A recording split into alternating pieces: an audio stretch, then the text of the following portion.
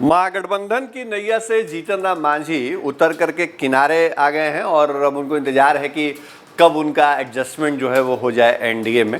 उसके लिए अलग अलग स्तर पर वो बातचीत कर रहे हैं और तारीख जब तय होगी तो शायद मांझी चले भी जाएंगे एनडीए में। लेकिन कांग्रेस पार्टी जो महागठबंधन में राष्ट्रीय जनता दल के साथ है इस वक्त और 80 सीटों पर जिसकी चुनावी तैयारी है, ये हम नहीं कर रहे हैं, कांग्रेस के नेता बता रहे हैं कि उनकी तैयारी विधानसभा की 80 सीटों पर है। कांग्रेस पार्टी इस बार बिहार में 80 विधानसभा सीटों पर लड़ना चाहती है और इसके लिए राहुल गांधी ने जो पार्टी के नेता हैं बिहार के, उनको प्लान भी दे दिया, उनको ब्लूप्रिंट तैयार करने का जिम्मा भी दे दिया था।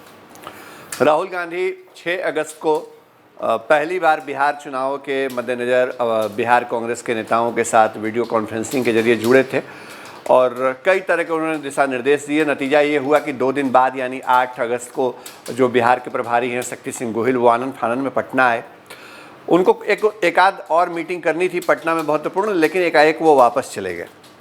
वो किस्सा हम आपको बताने जा रहे हैं कि क्यों वापस चले गए और क्या हुआ था उस दिन का घटनाक्रम और किसका फ़ोन कॉल आया था अचानक जब सदाकत आश्रम में गोहिल बैठे थे। और उसके बाद आनंद फानन में उन्होंने कहा कि मेरा टिकट कराइए और वो दिल्ली वापस निकल गए। हालांकि उनको तेजस्वी यादव से मिलना था, ये भी खबरें आ रही थी, लेकिन उसके पहले ही वो एक फ़ोन कॉल ने सब कुछ बदल दिया। गोहिल का पूरा कार्यक्रम बदल गया था। क्यों बदला, कैसे बदला, वो हम आपको बताएंगे इस खबर में। देखिए, कांग्रेस पार्टी बिहार में 80 विधानसभा सीटों पर नज़र गड़ाए बैठी है और 80 विधानसभा सीटों पर अपनी तैयारी उसने की है, ऐसा कांग्रेस के नेता कह रहे हैं। जिस किसी नेता से बात करिए तो वो कहता है कि हम 80 सीटों पर 81 सीटों पर बिहार में इस बार लड़ने जा रहे हैं। चूँकि महागठबंधन में एलआई कम है तो आरजेडी जो है वो सबसे ज़्यादा सीटों पर लड़ेगी और उसके बाद हमारा नंबर है और उपेंद्र कुशवाहा और मुकेश सहनी जो है वो औसतन कम सीटों पर लड़ेंगे।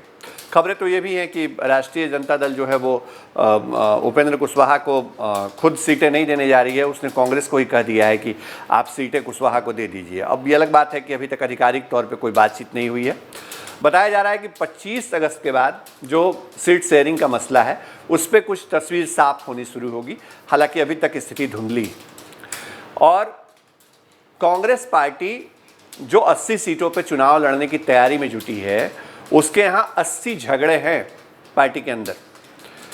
कांग्रेस की जो विडंबना रही है बिहार में वो यही रही है कि यहाँ कांग्रेसी एक दूसरों की टांग खींचने में व्यस्त रहते हैं। मतलब एक साथ हाथ जोड़ करके मजबूती से चुनाव में लड़ें, उतरें, दूसरों को हराएं, उससे ज़्यादा उनकी दिलचस्पी इस बात में रहती है कि वो कैसे एक दूसरे की टांग खींच दें।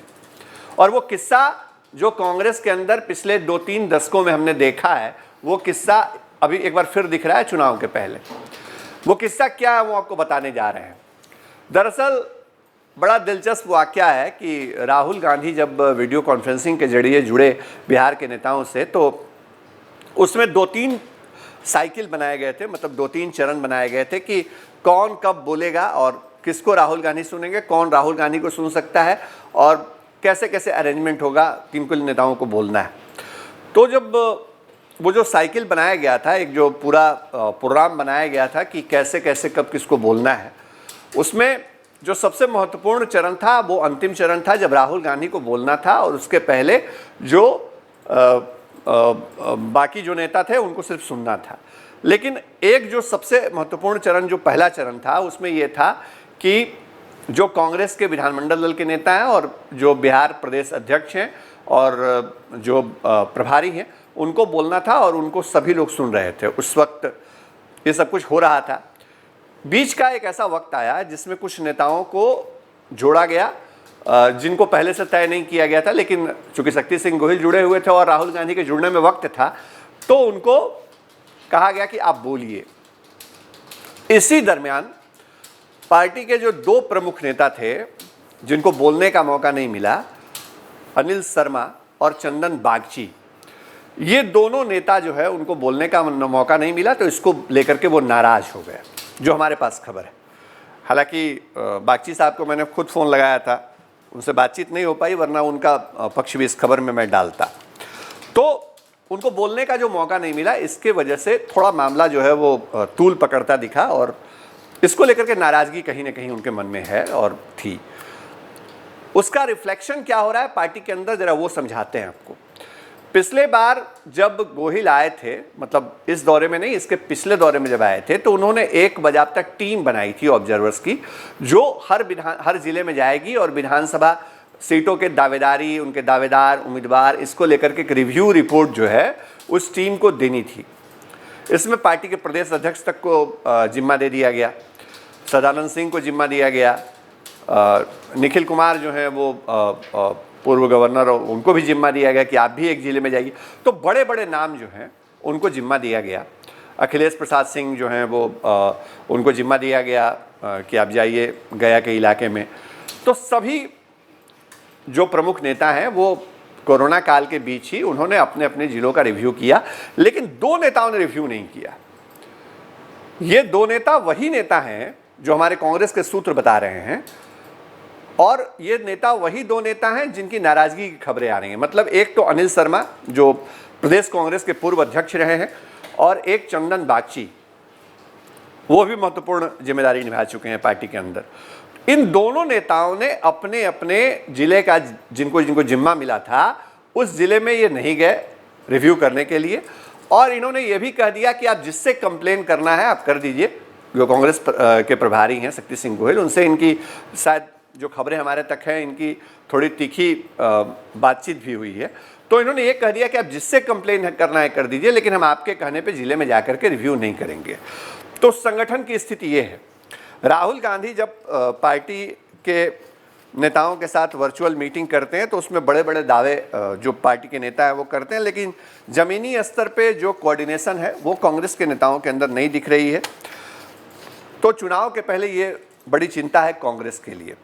ऐसा नहीं है कि हम कांग्रेस के अंदर से कोई नकारात्मक खबर ही लेके आना चाहते हैं, लेकिन कांग्रेस के अंदर कुछ वैसी चीज़ें दिखती भी नहीं है जो बहुत पॉजिटिव हों, या जो चुनाव के पहले जो इस तरह का सामंजस्य चाहिए नेताओं में या पार्टी के अंदर, वो चीज़ें नहीं दिखती हैं। ये एक दुर्भाग्य भी है।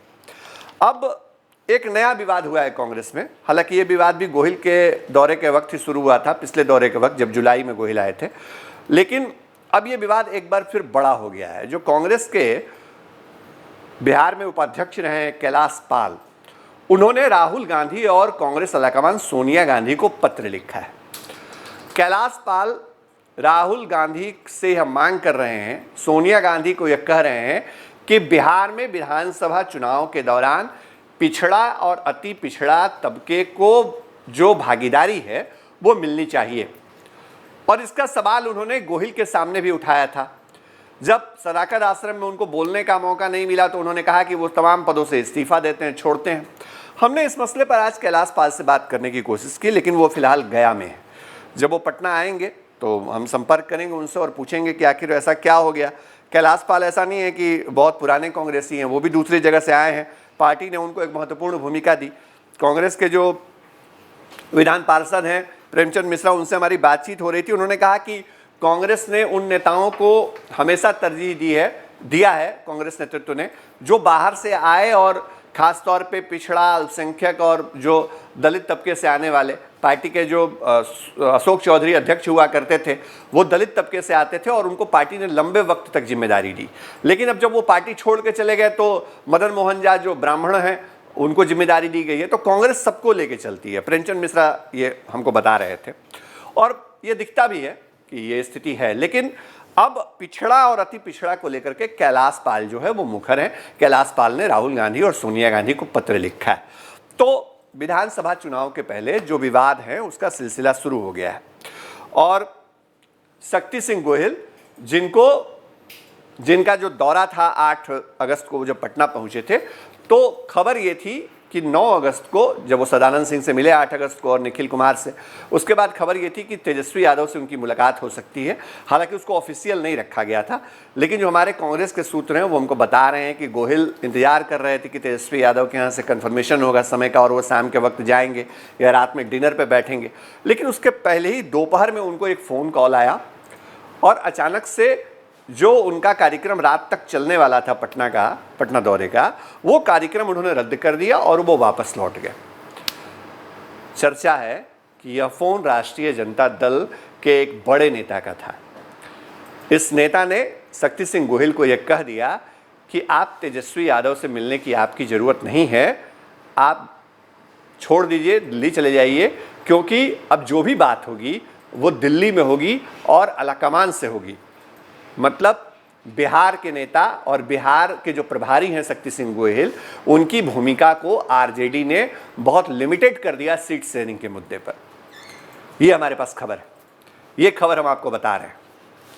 तो कांग्रेस एक तरफ अपने अंदरूनी झगड़ों से परेशान है, विवादों से परेशान है, कांग्रेस के नेता एक दूसरे की टांग खींचने में लगे हुए हैं, और दूसरी तरफ जो नेता बिहार में लड़ रहे हैं उन नेताओं को आरजेडी ने बहुत क्लियर कट मैसेज दे दिया कि सीट शेयरिंग पर जब भी बात होगी तो आपके केंद्रीय आलाकमान से होगी, केंद्रीय नेतृत्व से होगी। बिहार में जो कांग्रेस के नेता हैं उनकी कोई भूमिका नहीं है, उनसे हम बातचीत नहीं करने वाले।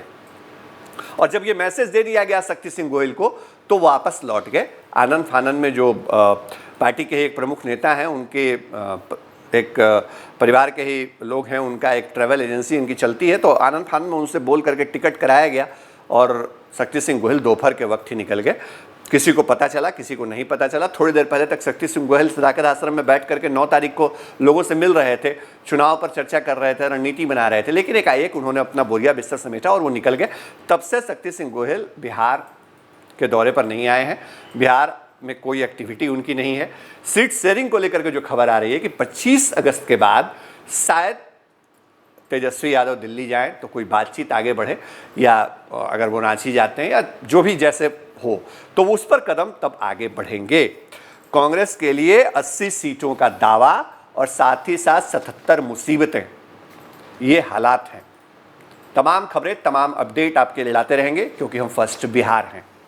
हमारे चैनल को लाइक करिए, सब्सक्राइब करिए और फॉलो करिए, और हाँ, www.firstbihar.com को जरूर विजिट करिए। नमस्कार।